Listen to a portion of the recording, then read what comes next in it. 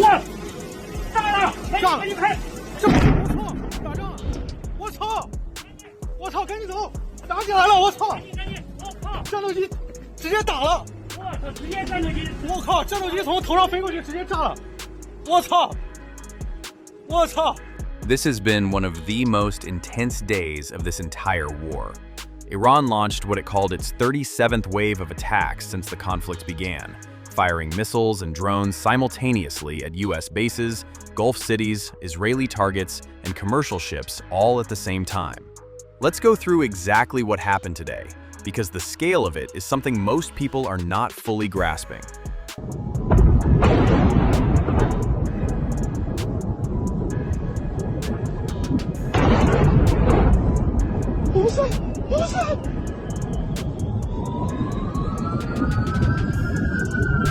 Starting with the US bases.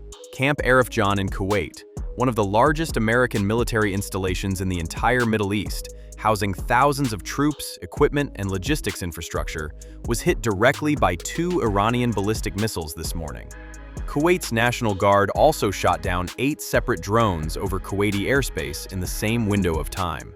Saudi Arabia intercepted and destroyed 6 ballistic missiles that were heading toward Prince Sultan Air Base, where thousands of US troops are stationed. In Qatar, Doha woke up to explosions as air defenses intercepted incoming projectiles over the capital city. This is the same country that hosts Al Udeid Air Base, the largest US air base in the entire Middle East, with around 10,000 American service members. 2 drones fell near Dubai International Airport today, injuring 4 people on the ground near one of the busiest aviation hubs on the planet.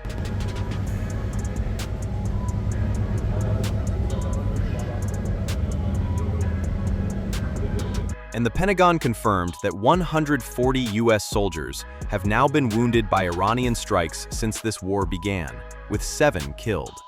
Iran has now attacked US military positions in at least 5 different countries.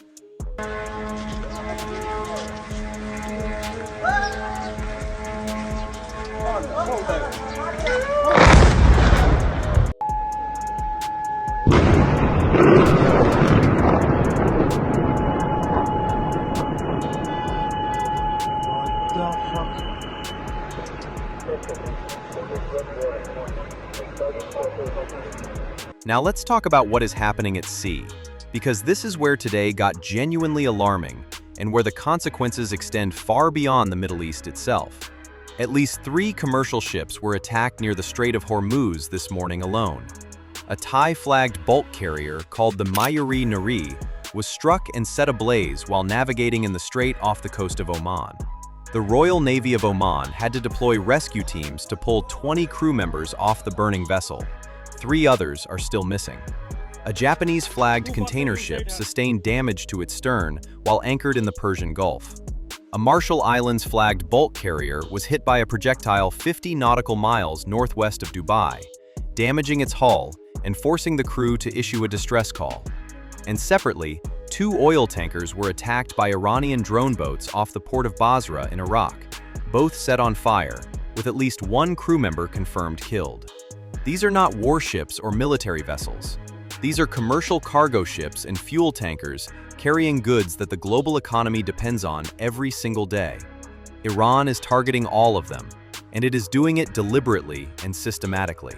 And then came the news that escalated everything further. Intelligence agencies confirmed that Iran had begun physically laying naval mines inside the Strait of Hormuz. Naval mines are one of the most difficult threats to deal with in maritime warfare.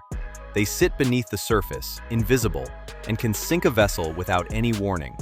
The US military responded by destroying 16 Iranian mine-laying vessels in a single night, and Trump went on Truth Social telling oil companies they should just go ahead and use the strait. Are you talking to the CEOs of various oil companies, encouraging them to use the Strait of Hormuz? I think they should. I think they should use it. But the reality on the water tells a completely different story. Tanker traffic through the strait has dropped to essentially zero. Over 150 ships are sitting anchored outside the waterway, waiting for clarity that is not coming. Insurance companies have pulled all war risk coverage for the area entirely. meaning any shipping company that wants to send a vessel through cannot even get it insured. Without insurance, no serious commercial operator will send a ship through, regardless of what Trump posts online. The alternate routes ships are trying to use have also been struck by Iranian drones in recent days, with fuel storage tanks damaged and the entire southern Omani coast now classified as a high-risk zone by the London insurance market. The only remaining option is sailing all the way around the southern tip of Africa, adding weeks to every journey and massively increasing the cost of shipping everything from oil to consumer goods worldwide. The IRGC naval commander said it plainly. You will not be able to keep oil and energy prices artificially low through economic life support. As we have already warned, if the war spreads across the region, expect oil to reach $200 per barrel. Oil prices follow the level of security in the region, and the source of that insecurity is you. That is an effective blockade of 20% of the world's entire daily oil supply, and about 1/3 of all seaborne crude exports on the planet. Now, while all of this was happening at sea and across Gulf countries, Israel was continuing its own military campaign deep inside Iran.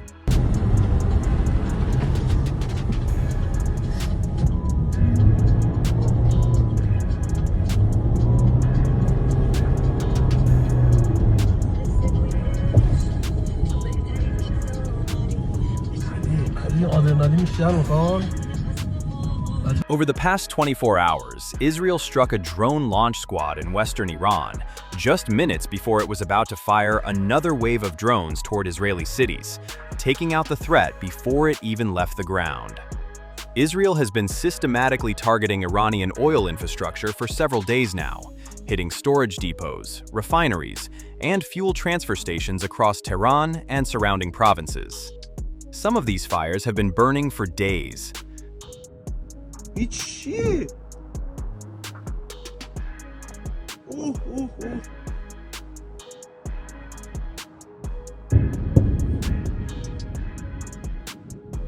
But Iran is not stopping.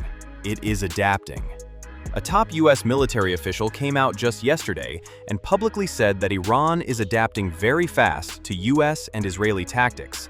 They're adapting, as are we. Of course, we have very entrepreneurial warfighters out there. I'd rather not, for operational security reasons, tell them what's working. So I'm going to not answer that question based on that. But we are watching what they're doing, and we are adapting faster than they are. Are they more formidable than you anticipated, General? I think they're fighting, and I respect that. In plain terms, means that every time a launch site gets destroyed, Iran sets up another one somewhere else quickly. Every time a weapons depot gets hit, Iran disperses its remaining stockpiles further. The country has spent decades preparing for exactly this kind of war, and it shows. Now there is a major concern growing inside the United States itself. The FBI has warned that Iran is actively preparing to carry out attacks on American soil, specifically targeting California. Trump said this. Have you been briefed about how many Iran sleeper cells there could be inside the U.S. right now? I have been, and a lot of people came in through Biden with his stupid open border. But we know where most of them are. We've got our eye on all of them, I think. Is it dozens? They came in through the open border policies of Sleepy Joe Biden, one of the worst president in the history of our country. And we've got our eyes on all of them. But the war itself is being prosecuted at a level that nobody's seen before. It's pretty amazing to watch. This war is no longer just happening in the Middle East. If you want to get updates on this the moment they drop, make sure to subscribe to our channel and turn on notifications.